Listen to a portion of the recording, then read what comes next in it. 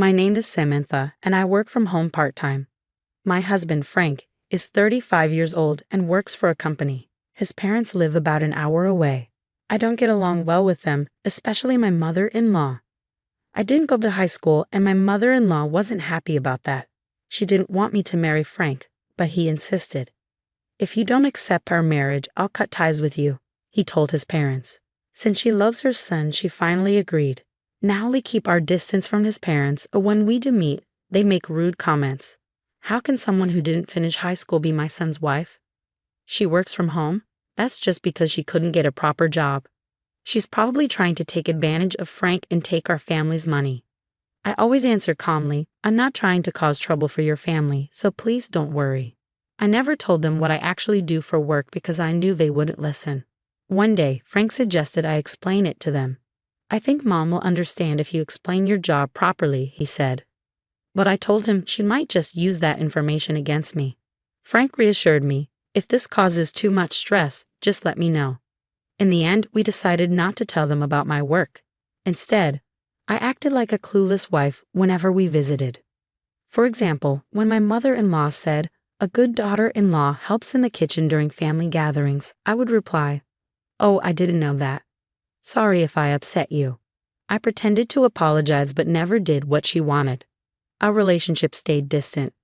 My mother-in-law kept calling me ignorant and tried to teach me how to do chores. But no matter what I did, she always found something to criticize. I could have stopped visiting, but if I did, she would keep calling me nonstop. So I went, just to avoid that.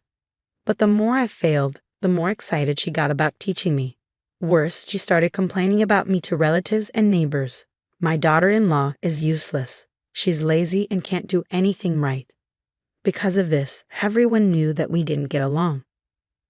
Whenever my husband was around, he would protect me from difficult relatives, and I also spoke up for myself.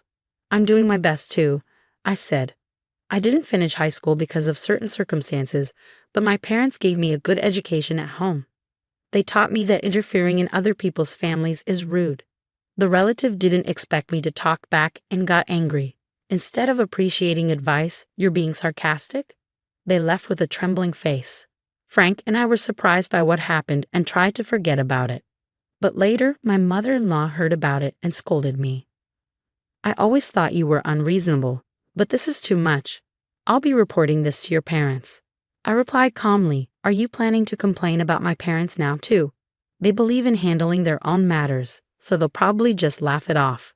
She looked like she wanted to argue, but Frank stepped in. "Right now, Samantha is the one keeping us connected. She's even asking me not to cut ties with you. I'm staying quiet about your behavior for her sake." Hearing that, my mother-in-law glared at me before leaving the room. After that, we kept contact with them to a minimum. 2 years later, one day, my father-in-law called. He said they were celebrating their 30th wedding anniversary with a trip to Paris and invited us to join. "It's not good to stay distant like this," he said. "I want to fix things between your mother and Samantha. I also want to apologize. Please come with us." Frank and I were suspicious, but we also realized we hadn't handled things perfectly either. Frank wasn't convinced, but I thought, if this trip really helps us get along, it's worth trying. "Let's give it a chance," I told him. "If anything goes wrong, we can cut ties after that." In the end, we decided to go. The trip begins. We met at the airport, and surprisingly, my in-laws were polite. "I'm so glad you came," my mother-in-law said. "I'm sorry for what happened before, Samantha." I felt relieved. Maybe this trip will go well.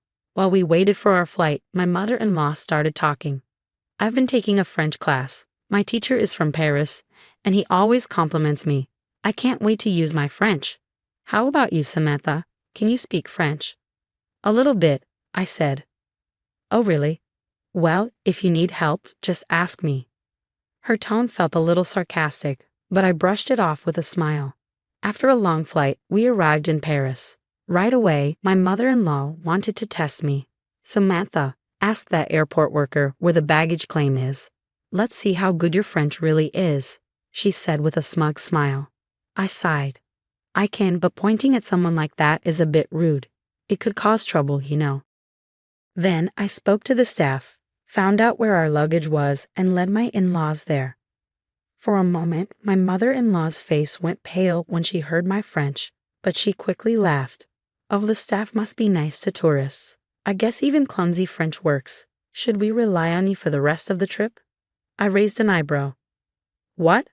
I came to Paris to enjoy myself, not to be your personal guide. Frank and I were shocked at their attitude, but before we could say more, an airport worker called my mother-in-law over. She couldn't understand a word of the fast French and started to panic. I could have ignored it, but I stepped in to help. The staff offered us a guide, but we had to be careful. Some guides charge tourists a lot in hidden fees. When I refused the guide's offer and explained why, my in-laws got angry. We know what we're doing. Stop acting like you're better than us. Yeah, you barely speak French yourself, so stay out of it. I didn't argue. Instead, I made a decision. All right, we don't want to cause trouble. Let's go our separate ways. Frank and I want to shop, so we'll head to the hotel ourselves. Yeah, let's go, Frank agreed. There's no point staying with them if they act like this. Frank was angrier than I was. He grabbed my hand, and we left. I felt a little worried about leaving them alone in a foreign country, but they insisted they could handle themselves. So we focused on enjoying our first day in Paris. That evening, when we arrived at the hotel, we saw a commotion in the lobby. My in-laws were arguing with the hotel staff. It turned out they had tried to cancel our room booking without our permission, but since the room was booked with my card, the hotel refused. My in-laws, unable to understand French, caused a scene. What's going on? I asked. We don't want to stay in the same hotel as shameless people like you. My mother-in-law snapped. Leave at once. Frank and I exchanged looks. Then I smiled. We actually booked this hotel for you as a gift, I said. So if you don't like it, feel free to change hotels yourselves. But I can't, my mother-in-law mumbled, realizing she couldn't communicate in French. Well, in that case, we'll upgrade our room so we won't have to see each other during the trip, I said. I explained to the hotel staff, and they arranged a better room for us. My mother-in-law was frustrated. Why does your French work so well? They don't understand me at all. That's when I finally revealed my secret. I'm sorry for the confusion, I said. You know my father is American, but my mother and grandmother are French, so I grew up speaking French. My grandfather is from Spain, so I also speak Spanish. Oh, and I actually graduated from university. What? But you didn't even go to high school. Do you know what skipping grades means? I didn't attend high school, but I skipped ahead to university. Now, I work from home as a translator and interpreter for French and Spanish. I also self-taught myself Chinese and Japanese. As I finished explaining, the hotel staff told us our room was ready, and we walked away.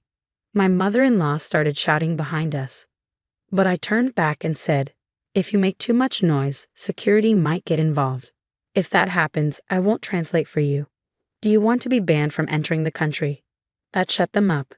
When we got to our room, Frank bowed his head. Samantha, I'm really sorry. I had a bad feeling about this trip, but I never expected them to do something so awful. I don't want to deal with them anymore. I'm done. Let's cut ties for real this time. I smiled. No need to apologize. It's your family, so I'll follow your decision.